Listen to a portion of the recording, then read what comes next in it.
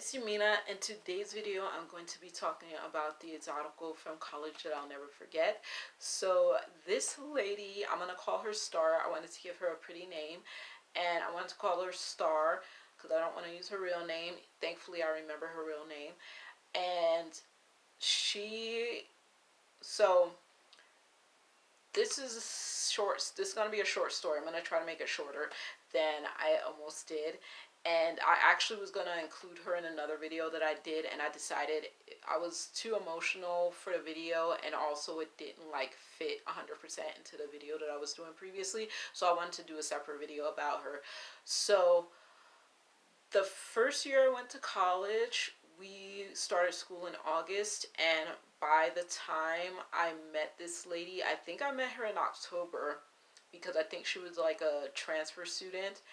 And by the time I met her, I already had a group of friends. They were women of color. Our college itself was predominantly white American, and there was a spattering of people of color from all races and ethnic, well, from all races. So we had and also Latinos. So we had Latinos on campus, which is the women and the guys, right?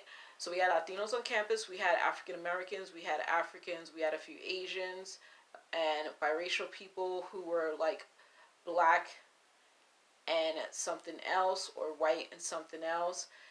Um, yeah, indigenous, Asian mixes, and African American mixes as well. So we had a small group of people of color, and by the end of the year, all of us knew each other. All of the students knew each other. Like pretty much all of the even yeah we a lot of us knew each other, even if we were in different departments on campus. Like a lot of us knew each other across departments, so that was cool. But my friends, my close group of friends, were all women of color, Chicana, African American, and a biracial woman who was black and white, and myself. And we were like really cool, really happy with each other, and we also like had other friends outside of our group on the campus as well. So we met Star. I think none of us met Star like all together, but we saw Star. Like a few of us would be together, and we would like see Star on campus, talking to people, hanging out, doing whatever. And with my Chicana friend and my biracial friend, like we all were like cool with Star. Like we thought she was pretty, we thought she was nice, whatever. And I myself was interested in becoming like better acquainted with her, even though she was like always surrounded by people, never had like alone time. So it was taking a while for me to get acquainted with her, but she also had just moved to the campus, if I remember, in October instead of in August. And then my African American friend, she did not like Star for no good reason. So basically, Star reminded her of someone that she had had a bad a bad situation back home in New York State. So she was from New York State, my African American friend. I'm from New York City. So she was from upstate New York somewhere. And she did not like Star because Star reminded her of some girl that she had beef with back in New York State. And I was like, oh, that's weird. Like, no one who's ever reminded me of someone else that I had a bad relationship or bad acquaintanceship with or whatever ever made me like feel the same way about this new person. Like whether they had the same name or their faces looked similar, like that didn't interfere with how I felt about this new person. Like I wasn't that kind of person. But my friend, my African American friend, she was like that. She was sneering at Star from across the room and saying, "Oh, she reminds me of somebody from back home. Like she wasn't very nice or whatever." And I was like, okay. So my friend didn't explain what it was, and I didn't ask any further. I just thought it was super weird that she had that kind of like feeling towards this stranger just because she looked like someone that she knew. So Star herself, she would have definitely been considered an exotical. Like she was attractive. to men. She was attractive to women, like, and women just like as friends, because I think she was interested in guys. But she attracted people's attention. She was light skinned. She had curly hair, and she had a slim figure. She had a very pretty face. She simply, like, all the years that I went to school, I went to school from pre-K all the way to 4 years in college. So I went to school for many, many years, and there was only two times in my life that I ever saw the phenomenon that you see on, like, TV shows that feature like high school and middle school situations where there's popular kids. I never saw that in real life except for 2 times in my life, maybe three. So in middle school, we had a popular girl. She was like the prettiest girl in the school, and she could have been considered an exotical, but I think she actually could have been considered an exotical too. But she was just really pretty, really sociable, felt like insecure about things because we were all young, but she was like super popular for the fact that she was pretty. She was like light skin to brown skin in tone, and people did not bully her. Like, nobody bullied her the way that I felt like I was bullied. Like, nobody bullied her. Even the bullies didn't bother her, even though she was like the prettiest girl in school, and she was very popular. The next time I saw somebody that was popular in school was the light skinned guy in my high school who I had a crush on before I started dating girls. Like, he was my crush, and I even tried to talk to him. Um, he was popular, and I feel like he was popular because I was interested in him, and so he was popular to me. But I think he was actually popular because a lot of people knew his name. A lot of people would say hi to him in the hallways. And yeah, he was popular because a lot of people knew him. A lot of people thought he was cute, whatever. And then Star, what I'm going to call this young lady, she was popular. So she attracted the attention of everybody and anybody on campus when we were on campus. We didn't have any classes together or anything, and I did not get to know her the way I had wanted to, because I was like, I'm going to talk to her, like, I'm going to make her my friend, but I didn't get that opportunity. So the reason why I thought she was super nice, and the reason why I'll never forget her, is because she was super nice. Like, she was confident, she was pretty, she spoke to people whether she was with a crowd of people or not, and just she just had a welcoming personality, like a welcoming spirit, a welcoming aura.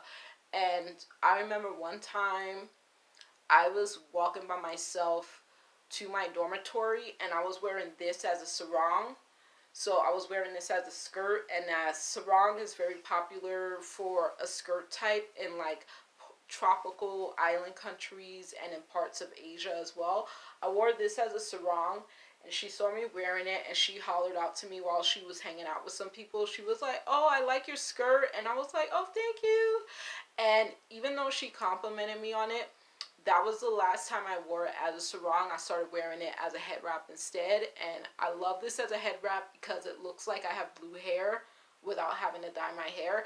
So anyway, I stopped wearing it as a sarong after she gave me that compliment, but I thought that was super sweet because she was like hanging out with people. I was by myself, and she just like hollered out a compliment to me, and it was just super, I just thought that was so sweet. Like, most people don't do that, especially not like typical popular people. Like, they'll ignore people. They don't go out of their way to like reach out to people. So I thought that was super sweet, and I always had a positive feeling towards her, even though my other friend didn't have a positive feeling towards her, and my other two friends did. So what happened is and I'm just telling the story about knowing her, and like yeah. So what happened is, because we were all under the age of 21, we didn't go clubbing when we were in college, and we would go to house parties, and I didn't underage drink because I've never been a drinker.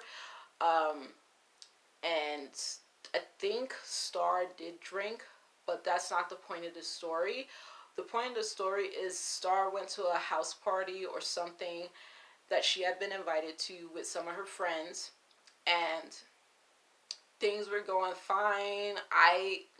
Anyway, so basically everything that I'm sharing is what came out in the to the public. Like, people were hearing about it. It was written about in the public publication as well.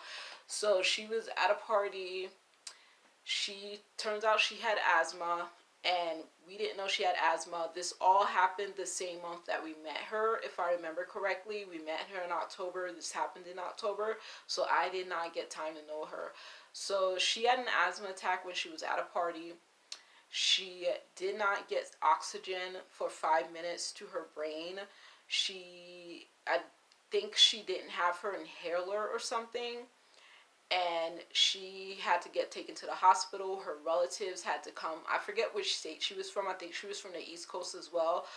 Her relatives had to come from the East Coast to go to the hospital, and she was on life support, I think in a coma, if I remember correctly, for a few days. I don't remember if it was weeks. I think it was like days. And the doctors had told her relatives that she is not going to be the same person if she wakes up. She lost 5 minutes of oxygen to her brain. She is going to be unresponsive in most cases. Like, she's not going to have the same brain function. She's not going to have the same capacity that she had when she was like fully healthy and everything. And basically asking them if they wanted to keep her on life support, if they didn't want to keep her on life support, like what did they want to decide. And Star ended up deciding for herself. So I had heard that her relatives were going to take her off life support, but the day before they took her off life support, she ended up passing away by herself while she was on life support. So that was unfortunate. So I did not get to know Star. And I think I'm going to make it through this video because I've cried the few times that I already tried to tell the story. But I did not get to know Star because that unfortunate incident happened. And she was just such a sweet person. And please, yeah, I have two relatives.